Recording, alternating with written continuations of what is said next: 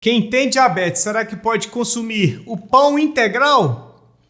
Essa é uma dúvida que eu recebo com muita frequência. E no vídeo dessa semana nós vamos avaliar a tabela nutricional, a lista de ingredientes e dizer se você que possui diagnóstico de diabetes pode consumir ou não esse tipo de produto. Então aproveita, assista até o final, pois eu tenho certeza que você estará daqui aprendendo cada vez mais. As pessoas vão cair para trás quando entenderem a avaliação do pão integral. É importantíssimo entender cada vez mais.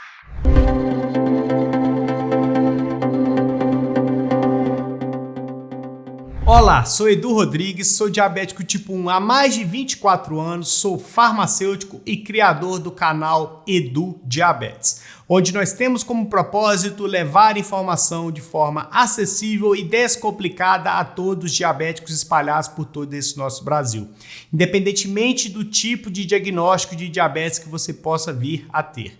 Diabetes tipo 1, pré-diabetes, diabetes tipo 2, diabetes gestacional, diabetes tipo LADA ou diabetes tipo MOD.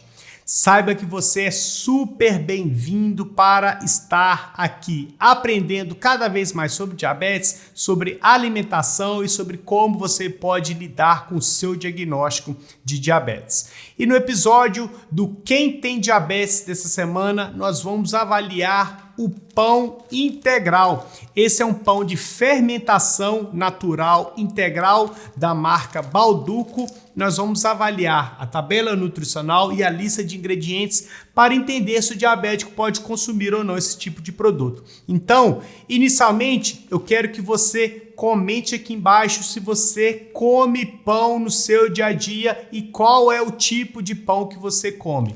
Tá ok? Importante, pois dessa forma nós conversamos mais a respeito do que você anda comendo e assim você vai também ver o que o outro está comendo e assim encontrando os melhores caminhos para encontrar uma alimentação equilibrada e saudável. Tá ok? Então, inicialmente, nós vamos avaliar a tabela nutricional do pão de fermentação natural integral, onde ele é 36% integral. Então, não é um produto 100% integral e você vai entender por que ele não é. Tá ok? Então, inicialmente, nós vamos avaliar a tabela nutricional de 50 gramas de pão integral, ou seja, vai dar mais ou menos 2 fatias de pão. Então, em 50 gramas de pão integral, nós teremos 130 calorias, uma quantidade considerável de calorias para 50 gramas de produto apenas. Em relação à presença de carboidratos, nós teremos 23 gramas de carboidrato, ou seja, quase 50% é fonte de carboidrato, é glicose que pode causar o aumento da sua glicemia. Em relação à presença de proteínas, nós teremos 4,9 gramas de proteínas. Em relação à gordura total, nós teremos apenas 2 gramas de gordura total. Já em relação à presença de fibras, nós teremos 2,8 gramas de fibra. Então, respondendo inicialmente a pergunta que eu fiz lá no início, o diabético até pode consumir o pão integral, no caso, essa opção aqui, desde que não coma mais que uma fatia na sua refeição. Tá ok? Pois dessa forma você acaba limitando a quantidade de carboidratos, diminuindo pela metade e você incluindo, por exemplo, uma fonte de proteínas como uma boa fonte de gordura, como ovos mexidos, por exemplo, você acaba já tendo uma refeição mais interessante.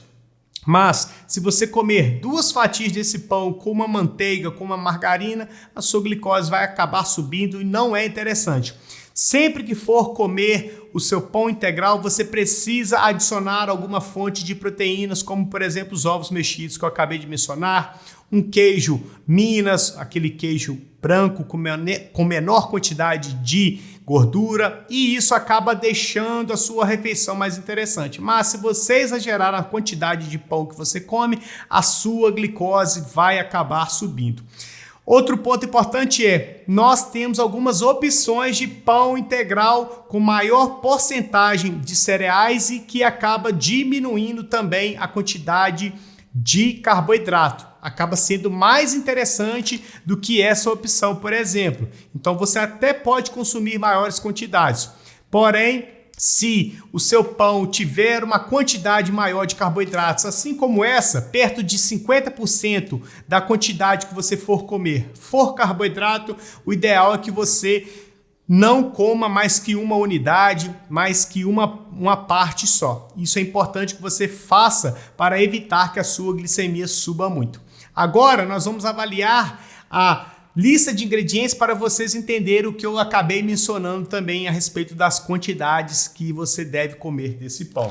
Se você observar aqui, na embalagem está escrito pão integral, então para quem não entende muito do assunto, vai achar que é um pão liberado para o diabético, ele pode comer sem maiores problemas, que não vai causar aumento da glicemia, e não é bem assim, tá ok? Em relação à lista de ingredientes que esse pão possui, nós teremos farinha de trigo integral, farinha de trigo enriquecida com ferro e ácido fólico, açúcar, óleo vegetal e glúten, sal e farinha de linhaça marrom e conservador propionato de cálcio. Ou seja, o pão integral tem adição de açúcar. Então esse pão em si nem deveria ser consumido pelo diabético.